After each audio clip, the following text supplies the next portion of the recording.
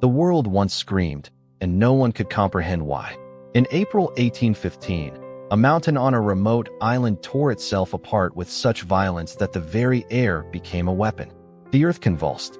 The sky fractured. A sound thundered so loud it was heard across oceans, echoing farther than any cannon, any war drum, any human cry. Whole villages vanished under rivers of fire and ash, suffocated in seconds, erased without graves. Tambora did not erupt. It detonated, as if the planet itself had been hiding a secret warhead, waiting for the signal to unleash it. But this was no local tragedy.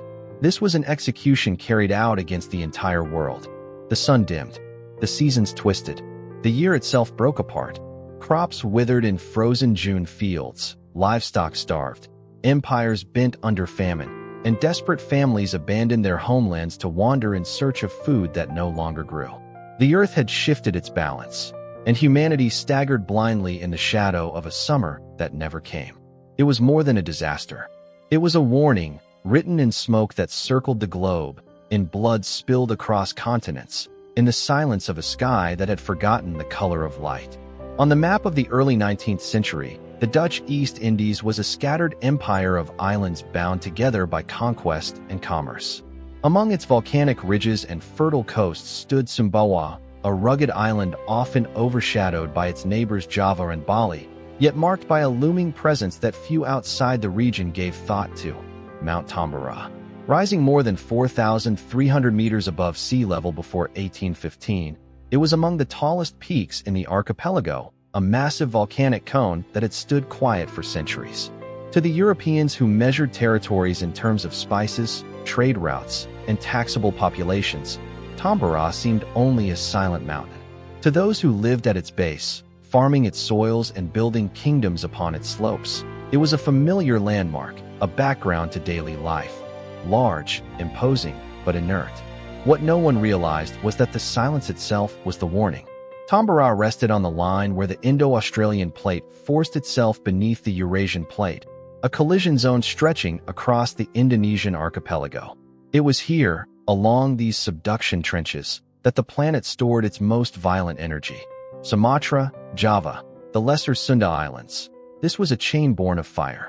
The Pacific Ring of Fire, so called today, bends across these seas, shaping the land with earthquakes, volcanoes, and tsunamis. For thousands of years, this restless geology had erupted in intervals, taking and remaking lives. Yet Tambora's dormancy misled both locals and colonizers into thinking it had gone still. The last known activity before 1815 was centuries earlier, perhaps in the late 15th or early 16th century. Its crater was quiet, its slopes thick with vegetation.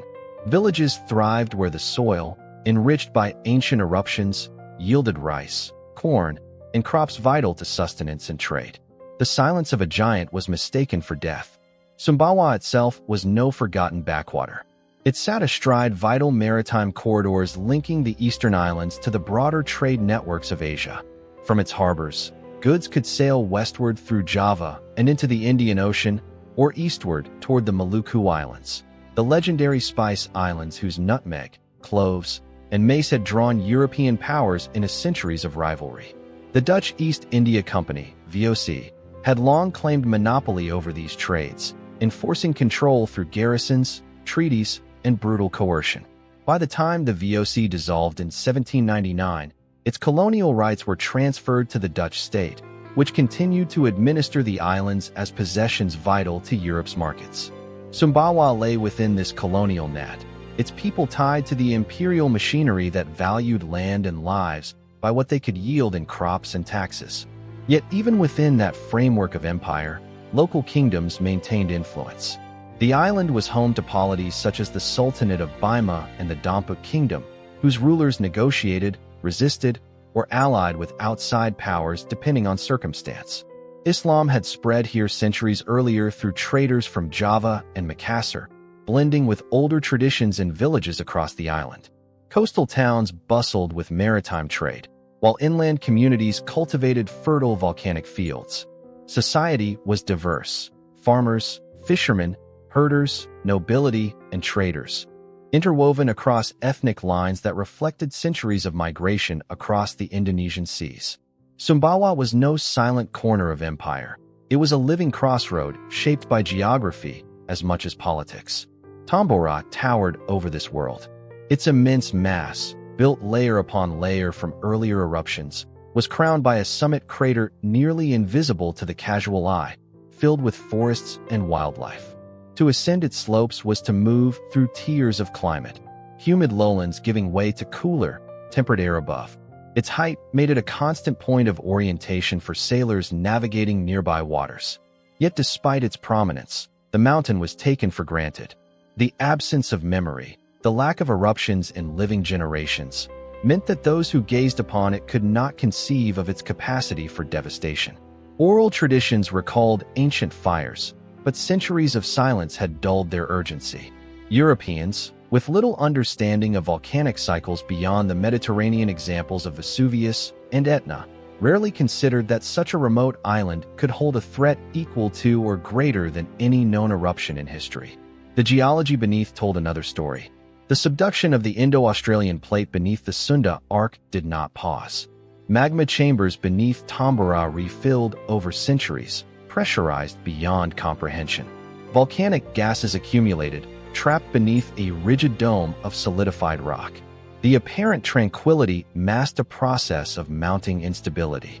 Unlike smaller, frequent eruptions that relieve pressure gradually, Tambora had sealed itself shut, storing energy in silence. When it broke, the release would be catastrophic. The year 1815 placed this mountain against a backdrop of global turbulence. Europe had just witnessed the collapse of Napoleon's empire, its wars reshaping borders and populations. The world economy reeled under blockades and shifting power. The Dutch East Indies themselves had passed briefly under British administration during the Napoleonic Wars, only to return to Dutch control in 1816. Amid these political currents, the daily rhythms on Sumbawa continued largely unchanged. Farming, fishing, trading, the cycles of the monsoon, the planting and harvesting of rice. Life under colonial taxation was hard, but predictable. No one looked at Tambora and thought the world's greatest natural catastrophe was about to erupt beneath their feet. Sumbawa's position within Southeast Asian geography gave the coming disaster an even greater reach. Lying between the larger islands of Java to the west and Flores to the east, Sumbawa was part of the narrow chain that funneled maritime traffic across the archipelago.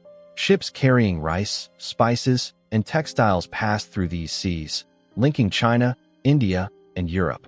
The monsoon winds carried traders seasonally, binding ports into a web of dependence. Any disruption here would ripple far beyond the island itself. The mountain's fate was inseparable from the currents of world history, because the geography of Indonesia was always a geography of global connections. The local kingdoms that flourished in Tambora's shadow lived under this duality of power. On one side, the Dutch colonial administration, on the other, their own traditions of rule and survival. The Sultanate of Bima, a major power on the eastern part of the island, had long-standing ties with outside merchants and with the Dutch, balancing alliances with the necessity of sustaining its people. To the west, other smaller polities managed their affairs in relative autonomy, but all depended on the land. Rice fields, fed by fertile volcanic soil, underpinned subsistence. Horses, which Sumbawa was famous for breeding, were traded widely across the archipelago. The balance of life depended on stability, on cycles of harvest and exchange. It was this delicate equilibrium that Tambora's silence concealed and would soon obliterate. For centuries, the mountain's presence was so constant it became ordinary. Travelers passed along coasts, merchants docked in bays, rulers held court in their palaces, farmers bent over wet fields. Children grew into adulthood, all under the shadow of a volcano whose vastness blended into daily perception. This ordinariness was the trap. The geology that carved Indonesia into a necklace of volcanic arcs had never promised permanence. Every island, every ridge, every cone was evidence of violence stored in stone. Tambora had been forgotten precisely because it had been quiet. Its eruption was not yet part of human memory, but the earth had not forgotten. The silence was ending. In the opening months of 1815, life on Sumbawa moved according to the rhythms that had governed the island for generations. Rice fields stretched across the fertile lowlands, their cycles tied to the monsoon winds. Horses, the pride of the island and traded across the archipelago, grazed in grasslands carved out of volcanic soil. The Sultanate of Baima continued its affairs under Dutch oversight, balancing tribute, taxes, and the fragile order of colonial administration. In coastal villages, traders passed through the harbors, carrying rice, sandalwood, and woven cloth to other islands, while inland farmers labored quietly under the shadow of the towering mountain that defined their horizon. Tambora was a landmark, but not a threat. Its silence had lasted centuries. Generations had been born and buried without witnessing its fury, and in that absence, people placed their trust. The first disruptions came in 1812. Small tremors unsettled the earth beneath Sumbawa. The quakes were minor, but they disturbed those who lived close to the mountain slopes. Local rulers received reports of strange rumblings, yet these events did not break routines. In volcanic islands, the earth was never entirely still, and most assumed these shudders were temporary. By 1813, columns of smoke began to rise occasionally from Tambora's summit. Gray plumes carried high into the sky before dispersing. Dutch officials stationed in the region noted these signs, but lacked the scientific framework to interpret their meaning. The East Indies were dotted with active volcanoes, many of which smoked and rumbled without major consequence.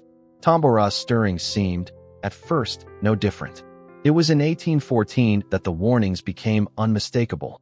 Travelers and traders passing through the seas between Sumbawa and neighboring islands reported heavier emissions, dense smoke that lingered in the atmosphere.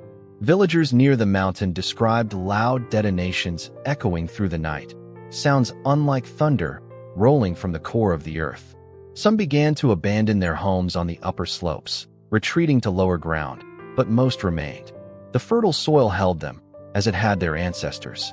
Fields of rice and maize tied communities to the land. The possibility of catastrophe was difficult to weigh against the certainty of survival that the soil offered. By early April 1815, the warnings intensified beyond denial. On April 5th, a violent eruption shook the region. Witnesses described an immense explosion from Tambora's summit, blasting ash and pumice into the air.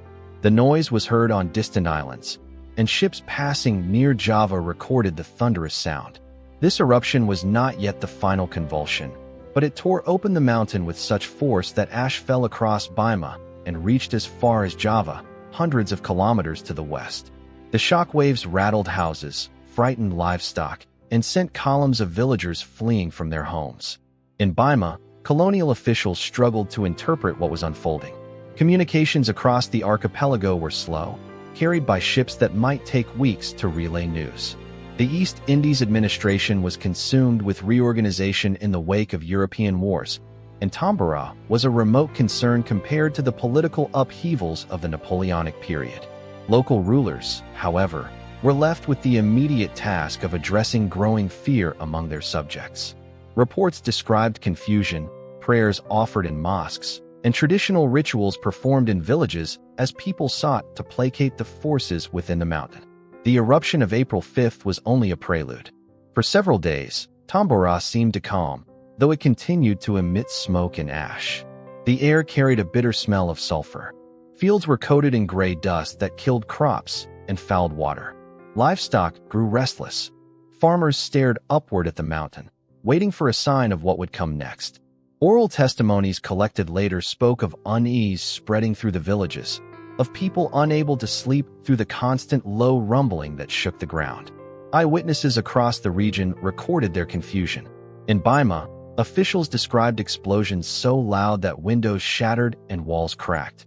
On neighboring islands, sailors at sea reported skies darkening with ash and fine particles falling onto their decks. In Java, more than 500 kilometers away, the explosions were mistaken for cannon fire, leading military authorities to assume a battle was underway somewhere across the seas. The scale of the sound was unlike anything known. As April 10th approached, the signs became unbearable. Explosions grew in intensity, each one shaking the ground and sending shockwaves through the air. The mountain glowed at night, incandescent with molten rock visible from a distance. Columns of fire and smoke rose above the peak, terrifying those who watched. People fled in larger numbers, abandoning villages on the slopes. Some sought refuge in coastal towns, while others retreated to forests and fields, carrying what little they could. Food supplies began to dwindle as ash smothered crops. Water sources turned black with debris. The daily sustenance of entire communities was collapsing even before the final eruption began. For those who remained, fear mixed with confusion. There was no precedent within living memory to guide their response. Oral traditions warned of fire mountains, but the details were vague. Dutch officials, trained to administer taxes and trade, had no manuals for a catastrophe of this scale. The scientific understanding of volcanology in the early 19th century was minimal. The link between subduction zones and eruptions was not yet understood. To most Europeans stationed in the Indies, Tambora was just another volcanic peak in a chain of islands, remarkable only in its height. Few realized it was preparing to unleash the most powerful eruption in recorded history. The atmosphere in those final days was thick with dread. Each explosion seemed louder than the last, each plume of ash taller and denser, blotting out more of the sky. By April 9th, ashfall grew so heavy that people carried torches to see in what should have been daylight. Boats struggled to navigate coastal waters choked with floating pumice. Villagers coughed from inhaling fine particles. The air itself seemed poisoned. Then came April 10th, the night when Tambora broke open completely. Those who had lived through the preceding days of fear, who had felt the tremors underfoot and watched the smoke rise, were unprepared for what followed. The days before doom had already stripped away security, crops, and certainty. Yet they had only been the shadow of what the mountain held within, waiting for its final detonation. On the night of April 10th, 1815, Mount Tambora erupted with a violence that defied comprehension. At around 7 p.m., the mountain tore itself apart in an explosion so vast that its sound carried across oceans. It was heard in Batavia, modern Jakarta, more than 1,200 kilometers away. It echoed in Sumatra, nearly 2,000 kilometers distant, where British colonial officials mistook it for cannon fire and prepared their defenses, convinced that war had broken out at sea. To those who lived closer, within sight of the mountain itself, the noise was not merely heard but felt. Rolling shockwaves that split the air and rattled the bones of those who survived long enough to describe it. The British governor of Java, Sir Stamford Raffles, recorded the reports, an explosion of such force that it was mistaken across the region for the sound of naval warfare on an unimaginable scale. It was, in truth, the loudest sound in recorded history. The eruption had been building for days, but its climax came over the course of 2 nights, April 10th and April 11th, when Tambora unleashed its full fury. At the summit, a vast column of fire and ash rocketed into the sky, climbing more than 40 kilometers into the stratosphere. Molten rock, pulverized into fine ash, mixed with gases and pumice, creating a plume that expanded outward like a mushroom cloud, spreading darkness across the archipelago. Witnesses spoke of the sky turning to night even at midday, as if the sun itself had been blotted from existence. Ash began to fall on islands hundreds of kilometers away, blanketing fields, roofs, and water supplies in a suffocating layer of gray. Closer to the mountain, there was no escape. Pyroclastic flows, torrents of superheated gas, ash, and rock, rushed down Tambora's flanks at speeds no human could outrun. Temperatures in these flows reached several hundred degrees Celsius, incinerating everything in their path. Entire villages on the slopes were obliterated in seconds, their populations killed instantly by heat and suffocation. The kingdom of Tambora, once home to thousands, ceased to exist. Its people, its language, its culture, erased in a single night. Archaeological evidence unearthed centuries later would reveal charred remains buried beneath layers of ash, a frozen testament to the speed and totality of the destruction. The eruption did not confine its violence to the mountain itself. It spread outward, reshaping seas and skies. The force of the explosions displaced massive volumes of seawater, generating tsunamis that struck coasts across the region. Waves up to 4 meters high battered the shores of Sumbawa and neighboring islands. Coastal villages were swept away, their inhabitants carried into the sea. Ships anchored offshore were capsized or driven aground by the sudden surges. Survivors described waters receding before crashing back with deadly force, erasing entire communities in moments. For those further inland, survival depended on chance. Ashfall thickened until it was measured in meters. Roofs collapsed under the weight. Rivers and streams clogged with debris. Livestock suffocated. Drinking water turned black. The sound of the eruption continued through the night, wave after wave of detonations that seemed endless, accompanied by lightning storms generated within the volcanic plume itself. The mountain produced its own weather, as friction within the ash cloud created electrical discharges that lit up the sky with unearthly flashes. To those who watched, it was as if the heavens and the earth had entered into battle. The human cost was immediate and staggering. On Sumbawa alone, more than 10,000 people were killed instantly in the eruption and pyroclastic flows. Neighboring islands suffered as tsunamis struck their shores. But these numbers were only the beginning. In the weeks and months that followed, tens of thousands more would die from starvation and disease, their crops buried, their homes destroyed, their lives uprooted by a catastrophe whose effects reached across the globe. Contemporary estimates placed the death toll at around 71,000 across the region, though some modern scholars argue it may have been higher. Eyewitness accounts captured the scale of the horror. Raffles, in Java, compiled testimony from those who survived. They spoke of entire villages buried, of corpses floating in the sea, of the ground covered in ash so thick that people sank into it as they tried to move. In Baima, located east of the volcano, the town was almost completely destroyed, its population decimated by falling ash and famine. Reports describe the ashfall reaching a depth of over 2 meters, rendering agriculture impossible and forcing survivors to eat whatever could be scavenged from the ruins. The geological violence was equally extraordinary. Before the eruption, Tambora stood at over 4,300 meters, one of the tallest peaks in the Indonesian archipelago. By the time the explosions ended, the summit had collapsed into itself, creating a massive caldera 7 kilometers wide and more than 1 kilometer deep. The mountain had lost over 1,400 meters of height in a matter of hours. An estimated 150 cubic kilometers of material had been ejected, 10 times the volume of Krakatoa's eruption in 1883, making Tambora the most powerful volcanic event in recorded human history. Even distant islands bore witness. In Makassar, on Sulawesi, ash fell so heavily that darkness lasted for days. Ships sailing near the Maluku Islands encountered floating fields of pumice so dense they stretched across the water like drifting land. In Java, more than 500 kilometers away, skies darkened and air quality deteriorated. For weeks, the eruption's effects rippled outward, blanketing the region in ash and altering the lives of millions who lived far from the mountain itself. The night of April 10th to 11th was only the beginning of the suffering, but it was the point at which history itself split. Tambora did not simply erupt, it erased. Cultures, landscapes, and entire communities disappeared in the violence.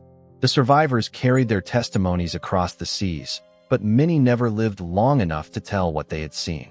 The sound, the ash, the fire, all of it became part of a record so vast that its echoes were felt not only in Sumbawa but across continents.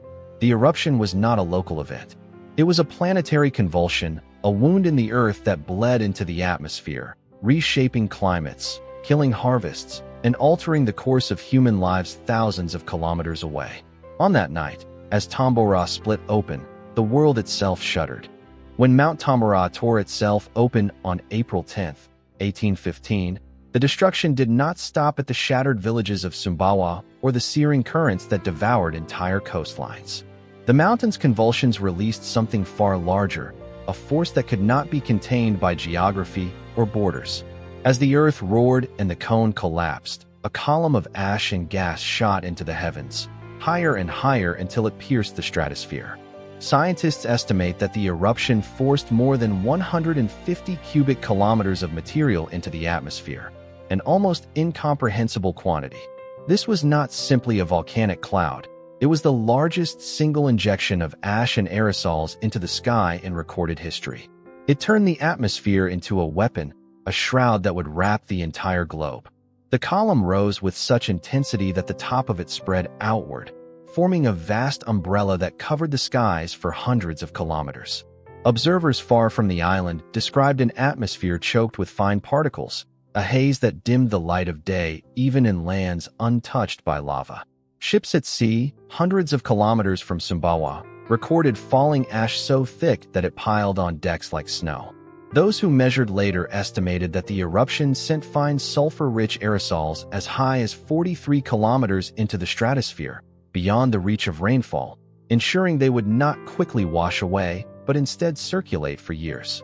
Once in the stratosphere, the material entered the global circulation system, carried by high-altitude winds across continents and oceans. The eruption had turned local devastation into a planetary event. By May 1815, reports began filtering in from across the Indian Ocean. Ashfall in Sumatra, haze in Java, skies clouded as far as Borneo and the Malacca Strait. By June, the reach extended still further. Contemporary accounts from India described a persistent dimming of the sun. In China, chroniclers noted summer skies that remained pale and strange. And in Europe, thousands of kilometers away, a veil began to spread across the heavens, reducing brightness and distorting the colors of sunrise and sunset. The sheer scale of the Tambora eruption was beyond anything in modern experience. To grasp its measure, it must be compared to other great eruptions. Krakatoa, which would erupt in 1883 with global consequences of its own, ejected about 20 cubic kilometers of material, only a fraction of Tambora's output. The 1991 eruption of Mount Pinatubo, which temporarily cooled the planet by about 0.5 degrees Celsius, expelled roughly 10 cubic kilometers. Tambora's 150 cubic kilometers made it nearly 8 times larger than Krakatoa and more than 10 times the size of Pinatubo. It was, by every scientific standard, the most powerful volcanic eruption in recorded human history. The aerosols it released were dominated by sulfur dioxide, a gas that reacts with water vapor in the stratosphere to form fine sulfuric acid droplets. These tiny particles are efficient at reflecting sunlight back into space. Unlike ash, which can fall within weeks or months, these aerosols linger for years, suspended in the stable stratosphere, where there is little precipitation to remove them. This chemical process transformed Tambora's eruption into a climate event. It was not just a sky darkened locally by ash clouds. It was the construction of a global veil, a semi-transparent shield that would block and scatter sunlight across the Earth. Contemporary witnesses described the visual consequences with astonishment and unease. In the months after the eruption, sailors navigating the Indian Ocean and South China Sea wrote of sunsets so red they seemed unnatural, skies burning with hues unseen before. In London, the painter J.M.W. Turner would later capture the unusual glow of post-Tambora sunsets, their fiery tones immortalized in art that still puzzles and mesmerizes viewers today. These brilliant displays, however, were only the aesthetic side of catastrophe. Behind their beauty lay the chilling fact that less sunlight was reaching the Earth's surface, and with that loss came the failure of crops, the onset of famines, and the reshaping of societies. The haze did not dissipate quickly. Measurements from ice cores drilled in Greenland and Antarctica, repositories of atmospheric history, reveal sulfur deposits that correspond directly to 1815, marking the scale of the eruption in frozen layers. These scientific records confirm what people of the time could only sense: a vast disturbance in the air itself, one that spanned hemispheres. From April 1815 into the years that followed, Tambora's aerosols circled the globe, drifting into both hemispheres and altering weather patterns on a planetary scale. The immediate aftermath in Southeast Asia was severe enough. Ash blanketed fields and rivers across Sumbawa, Lombok, and Bali, poisoning water supplies, suffocating crops, and making survival nearly impossible. But the wider consequences, carried on the stratospheric winds, reached continents that had never heard the name Tambora. The eruption scale meant that the atmosphere became a single stage on which this mountain's violence played out, a reminder that the planet's systems were bound together in ways humanity was only beginning to comprehend. Observers in 1816 would later connect their strange weather to a distant volcano, but in the months directly after April 1815, there was only confusion. The skies grew hazy, the sun dimmed, and temperatures began to drop. Local farmers from Asia to Europe noticed the difference in their fields long before scientists pieced together the atmospheric mechanism. The eruption had expelled enough sulfur to lower average global temperatures by an estimated 1 to 2 degrees Celsius, a small number on paper, but catastrophic in practice. The atmosphere was not only a screen for sunlight, but also a theater for strange optical events. Reports spread of halos around the sun and moon, caused by light scattering through high-altitude particles. The moon appeared discolored, tinged in copper or blue. Sunsets, once golden, burned crimson and violet, lasting longer into twilight. These displays struck observers as eerie omens, but they were simply the visible expression of a volcanic aerosol cloud that had become a planetary constant. What happened in those days after April 10th to 11th was not confined to the violent deaths on Sumbawa's shores or the suffocating ash that buried villages. The eruption had entered the atmosphere with a force no human hand could rival, setting into motion a chain reaction that tied together continents, economies, and the fate of millions. Tambora had rewritten the very air, and with it, the course of the world's history. In the spring of 1816, the Northern Hemisphere entered a year unlike any in memory. It was not war, plague, or political upheaval that dictated the misery of millions, but the silent consequence of an eruption on the far side of the world. The blast of Mount Tambora in April 1815 had injected vast quantities of sulfur dioxide and ash into the stratosphere. These aerosols spread across the globe, scattering sunlight, dimming the skies, and reducing the average global temperature by as much as 3 degrees Celsius. That single shift was catastrophic. Crops failed. Livestock perished. The rhythms of nature, honed over centuries of human settlement, broke apart in a chain reaction that spared no continent. In Europe, the disaster became immediate and visible. By June 1816, the continent should have been entering the height of its growing season, yet cold rains and frost repeatedly struck the fields. The sunlight itself seemed pale and muted, its strength cut by the haze of volcanic aerosols that drifted overhead. In Switzerland, snow fell in June.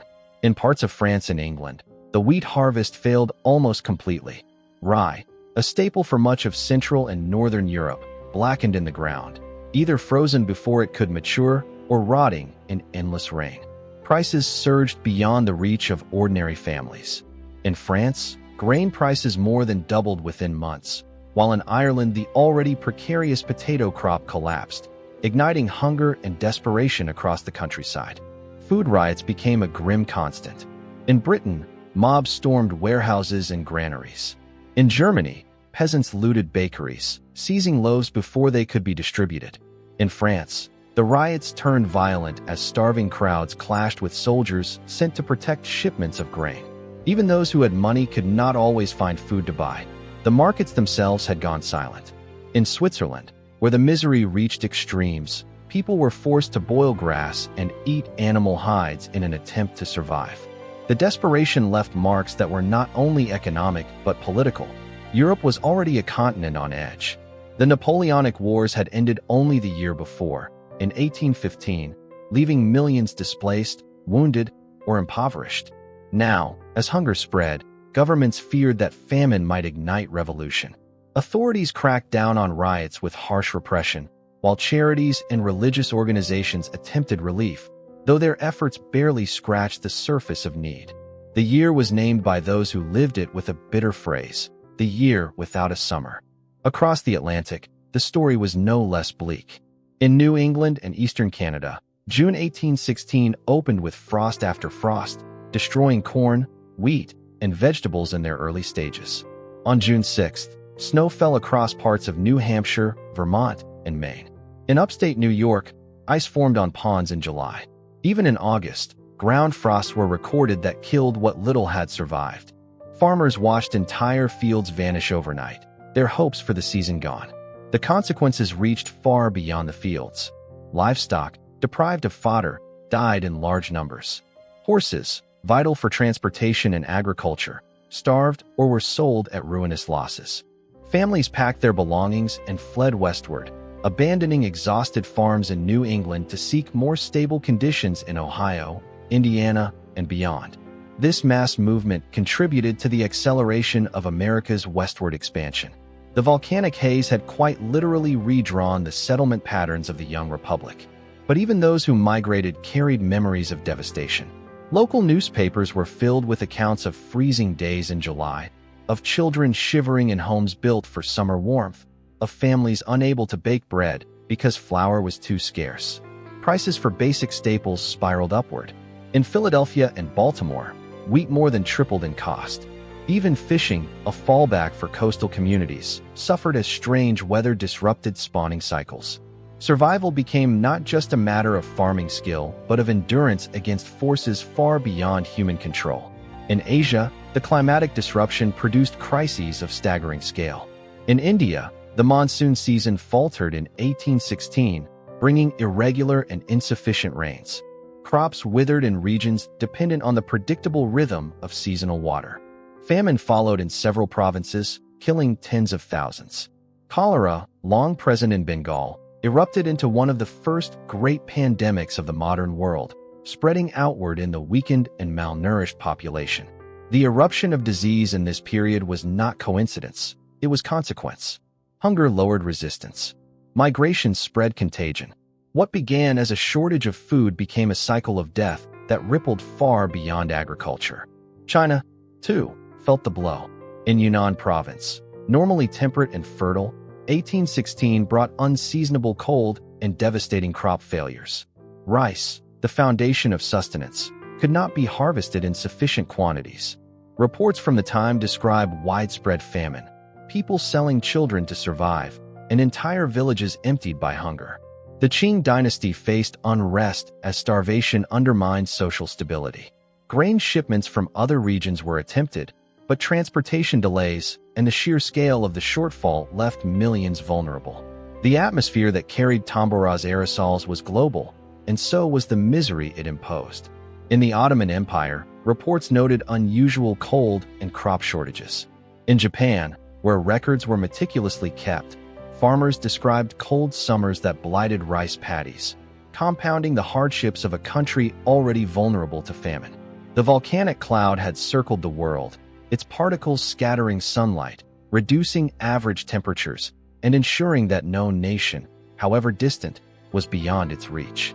What set this catastrophe apart was not only the violence of Tambora's initial eruption, but the scale of its aftermath. More than 150 cubic kilometers of ash and rock had been ejected in 1815, and millions of tons of sulfur dioxide had entered the stratosphere. Unlike lower-level eruptions, which quickly dissipate, this material lingered for years, spread by high-altitude winds across the hemispheres. Its presence dimmed the sun itself, a veil stretched thinly but persistently across the sky. To those living beneath it, the difference was clear. Days were cooler, nights colder, seasons distorted, and the basic expectations of agriculture broken.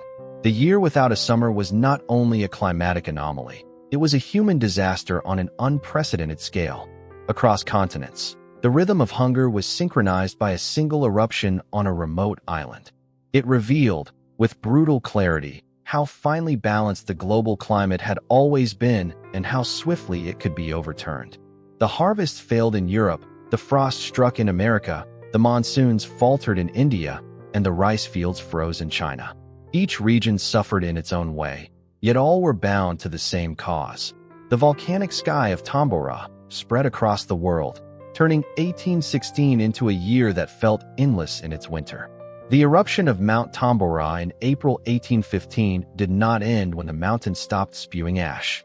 The real catastrophe stretched into the years that followed, written not only in ruined fields and frozen summers, but in the wasted bodies of the hungry and the desperate footsteps of families forced to abandon the lands that had once sustained them.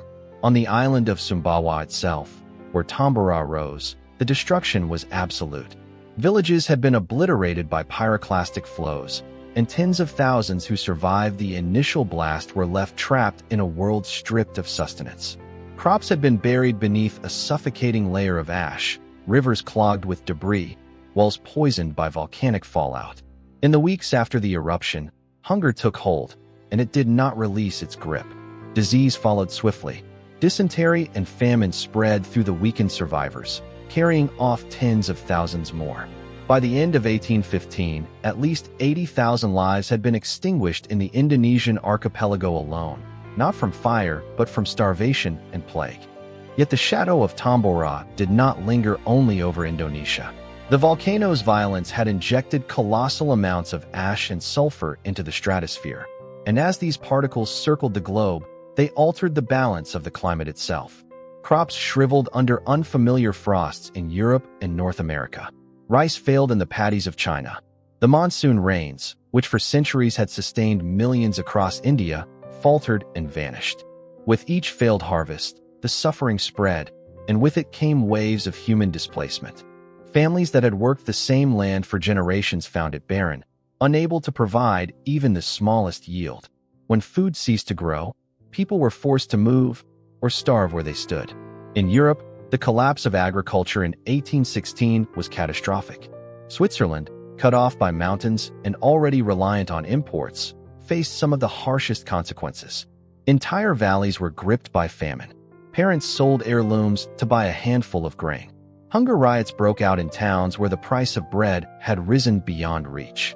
In France, already scarred by decades of war, desperation bred unrest. Groups of peasants stormed bakeries, demanding bread at prices they could afford. In the British Isles, tenant farmers found themselves ruined as oats, a staple crop, failed to grow. Livestock perished for lack of fodder, and with their loss, families had no milk or meat to sustain them. Across Ireland, misery grew as repeated crop failures forced families to abandon fields that had ceased to yield anything but disappointment. North America was struck no less severely. In June 1816, frost coated the farmlands of New England. By July, snow fell in the state of Maine. Fields that should have been heavy with corn and wheat stood barren, and livestock, deprived of fodder, starved in their stalls. Farmers who had worked the land for decades faced ruin. Many chose to leave rather than endure another barren season. From New England, waves of migration pushed westward toward the Ohio River Valley and beyond. The frontier, already drawing settlers, now became the destination of entire families uprooted not by ambition but by necessity. The westward migration that would transform the United States was accelerated by the hunger born of Tambora's ash. In Asia, the disruption of the monsoons spelled disaster for millions. In China's Yunnan province, crops failed on a massive scale in 1816 and 1817. The rice harvest withered, and famine took hold. Reports from the time describe entire communities reduced to eating weeds and roots. In India, the monsoon's absence brought both drought and disease. Failed harvests triggered famine, while weakened populations fell prey to cholera, which spread with devastating speed through Bengal and beyond. This was one of the earliest recorded outbreaks of cholera to spread on such a scale, its origins tied to the disruption Tambora had unleashed on the rhythms of the climate. The suffering drove people to move, sometimes across short distances, sometimes across continents. In Switzerland, families abandoned highland farms, descending into valleys in search of food. In Scotland, famine forced many to consider emigration, feeding into larger waves of migration to North America. In Germany, where crop failures fueled both hunger and political unrest, impoverished families looked westward, contributing to the surge of German-speaking settlers who would reshape communities across the Atlantic in the decades that followed. In the United States, the barren summers of 1816 and 1817 became known as the starving years in parts of New England. Entire communities broke apart as families packed their belongings and joined the tide of westward settlers. Vermont, in particular, lost a significant portion of its population as farmers fled the unyielding soil. The ripple effects of these migrations permanently shifted settlement patterns, strengthening the development of frontier states like Ohio, Indiana, and Illinois. The migrations were not only physical but cultural. As families left their ancestral lands, they carried with them traditions, languages, and ways of life that blended into new environments. The German migrants arriving in America during this period carried agricultural practices that transformed farming in the Midwest. Irish and Scottish migrants, displaced by hunger, reshaped communities in Canada and the northeastern United States. In Asia, communities fractured by famine reorganized themselves, with survivors clustering in areas less directly affected by crop failure. The eruption of Mount Tambora had begun as a cataclysm on a remote Indonesian island, but its reach extended into the very patterns of human settlement across the globe. The starvation that followed in Sumbawa was mirrored by the famine in Switzerland, the hunger in Ireland, the ruined fields of New England, and the desolation of Yunnan. The disease that swept through the weakened populations of the Indonesian archipelago echoed in the cholera epidemics of India. The families who fled their homes in desperation carried with them the scars of hunger and the determination to survive elsewhere, reshaping the map of human habitation. The world in the years after Tambora was not merely colder, darker, and hungrier. It was also in motion, millions of lives uprooted, redirected, resettled. The Earth itself had shifted its climate, and humanity had shifted in response, carrying the imprint of disaster into the future with every step they took away from the lands that had failed them. In the aftermath of Mount Tambora's eruption in April 1815, the world was thrown into a silence that was more than physical. It was cultural, intellectual, and even spiritual. The sky itself had become an active participant in human affairs, shaping thought, literature, and science. The darkness that followed was not only atmospheric, but psychological, settling over Europe and North America in ways that reshaped the course of culture and knowledge. By the summer of 1816, the volcanic veil that circled the globe was filtering sunlight into an eerie half-light. Crops failed, the air chilled, and an unusual gloom blanketed entire regions. People did not need science to tell them that something in the natural order had shifted. They lived inside its consequences every day. Yet out of this atmospheric disruption came some of the most influential cultural works and intellectual advances of the 19th century. The most famous cultural response emerged not in the devastated fields, but on the shores of Lake Geneva. In June 1816, a group of writers, confined indoors by relentless cold rains and leaden skies, passed the time in literary competition. Among them was Mary Wollstonecraft Godwin, just 18 years old, traveling with the poet Percy Bysshe Shelley. Also present was Lord Byron, already notorious for his verse and scandalous reputation. Europe was enduring what would soon be called the Year Without a Summer, and in that year's unnatural gloom, Mary Godwin gave life to one of the most enduring figures in literature, Frankenstein's creature. She began the tale during nights when thunder cracked across the lake, when daylight itself seemed dim, and when her companions challenged one another to write ghost stories. The bleak weather, a direct consequence of Tambora's eruption, became the atmosphere in which she conceived her narrative of science, ambition, and monstrous consequence. First published anonymously in 1818, Frankenstein was more than a novel of horror. It was a cultural reflection of an era forced to confront the fragility of human control before the immensity of nature. Lord Byron, too, drew directly from the environmental crisis. His poem Darkness, written in July 1816, captured the despair of a world without light, describing a sun that extinguished itself, an earth shrouded in eternal night, and a humanity perishing in chaos. Though poetic, it was not fanciful. It mirrored what he and millions of others had witnessed. The skies truly had taken on an unnatural cast, with red sunsets that bled across Europe, haze that dimmed the noonday sun, and constant reports of frost striking in midsummer. This atmospheric distortion was the residue of Tambora's eruption, with its ash and sulfuric aerosols suspended high in the stratosphere, scattering sunlight back into space. Byron's verse immortalized the anxiety and dread that ordinary people felt, while Mary Shelley transformed that unease into fiction that asked what humans might create when they sought mastery over forces larger than themselves. The eruption's cultural echoes spread further than literature. Artists of the time captured skies that bore the fingerprints of volcanic aerosols. The dramatic, almost surreal sunsets painted by J.M.W. Turner in the following decades carried within them the visual memory of the atmosphere's transformation. Later scientific analysis would confirm that such unusual skies, rendered in art, could serve as a record of volcanic events, their coloration and scattering effects preserved in pigment long before scientists could measure aerosols directly. Thus, Tambora shaped not only prose and poetry, but the very palette with which artists documented their world. At the same time, the eruption pushed science into new territory. In 1816, scientists had little understanding of how a volcano in the East Indies could affect harvests in New England or frosts in France. But Tambora forced them to confront the interconnectedness of climate. European naturalists and American observers began to compile weather records more systematically, noting unseasonable frosts, snow in June, and prolonged agricultural crises. Meteorology itself began to move toward a more global perspective, recognizing that the atmosphere was not confined to national borders. The link between volcanic eruptions and climate would take decades to solidify, but Tambora was the catalyst. Scholars such as Benjamin Franklin had earlier speculated that the 1783 eruption of Loki in Iceland had caused a haze and cooling across Europe, but Tambora's far greater violence provided evidence too stark to ignore. The realization began to spread that nature operated on planetary scales. Sulfate aerosols from Tambora had ascended into the stratosphere, forming a reflective veil around the globe.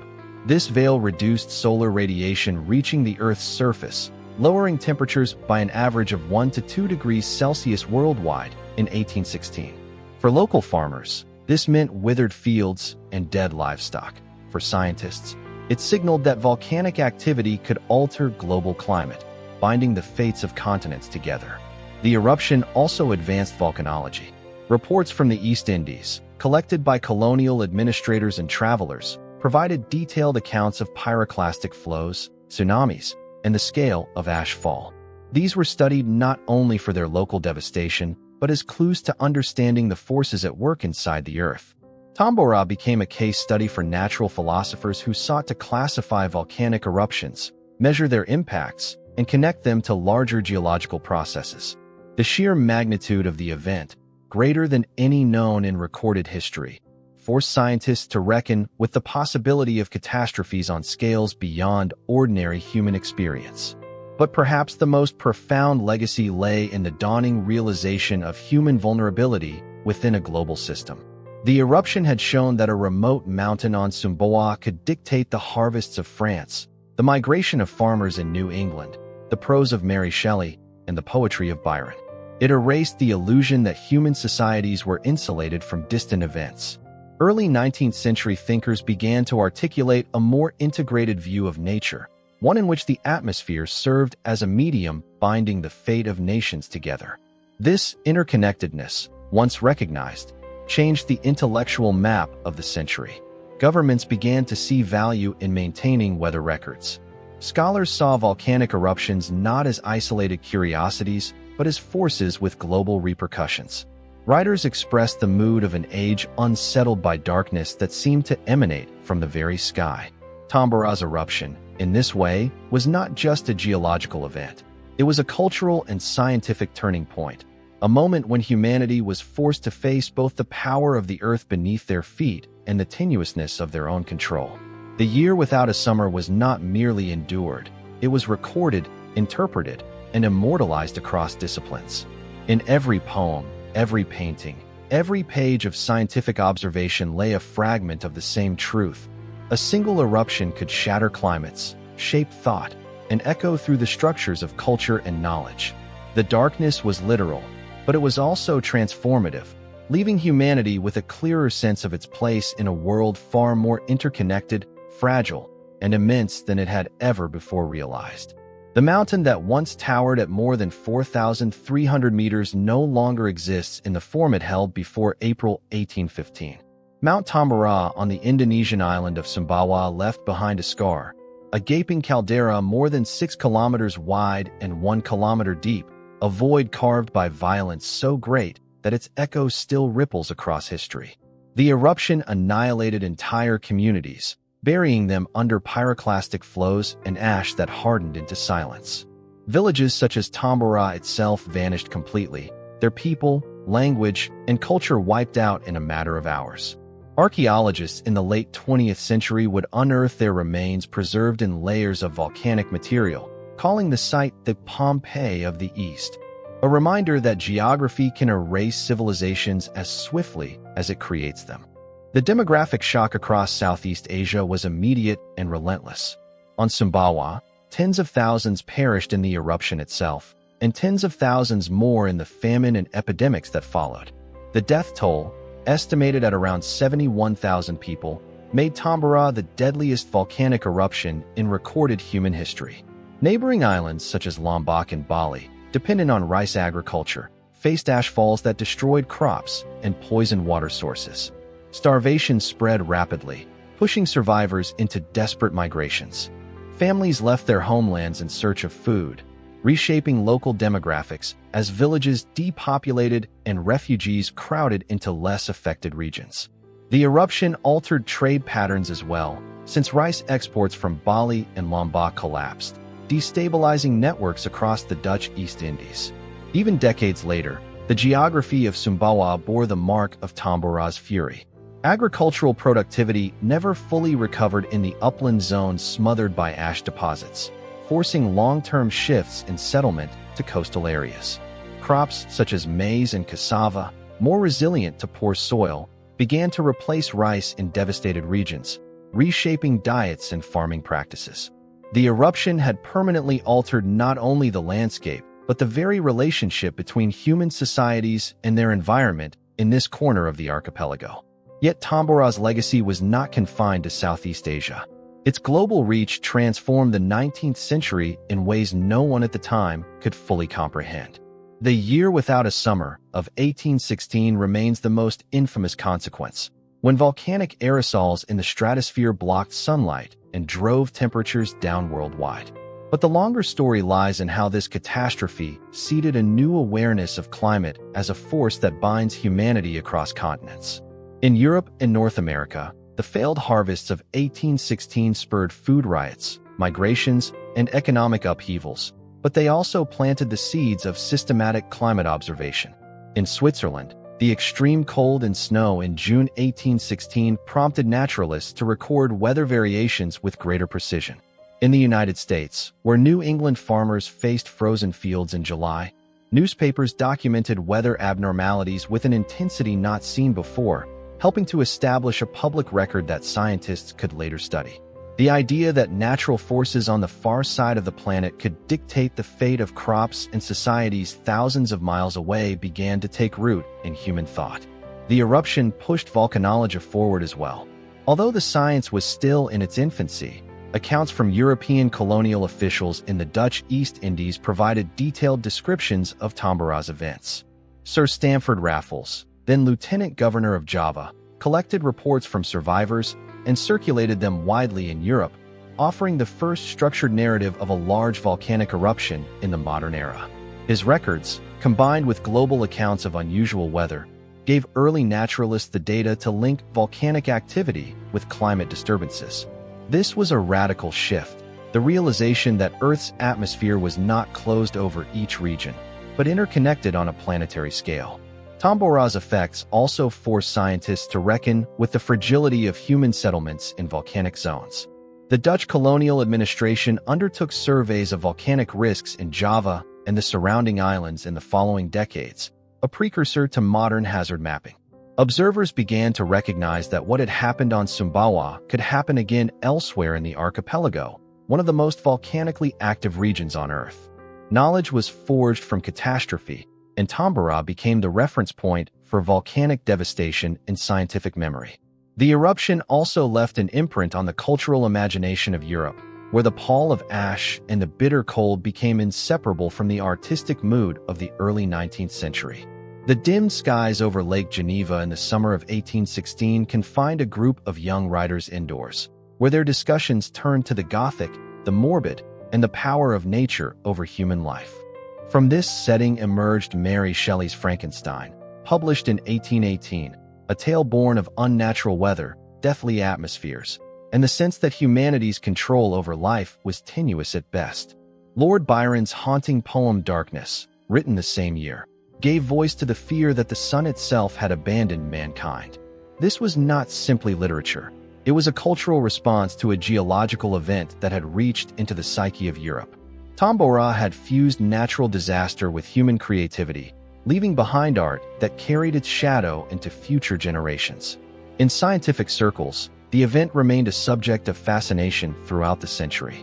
When Benjamin Franklin had speculated in 1783 that the haze from the Icelandic Loki eruption had cooled Europe, the idea was considered curious but unproven. After Tambora, the case was undeniable. Meteorologists and early climatologists began systematically linking volcanic eruptions with climate anomalies. In the 1880s, when Krakatoa erupted, scientists immediately compared its effects with Tambora's, showing how the earlier catastrophe had become the benchmark for understanding volcanic impacts on global climate. The legacy extended further still, shaping modern climate awareness.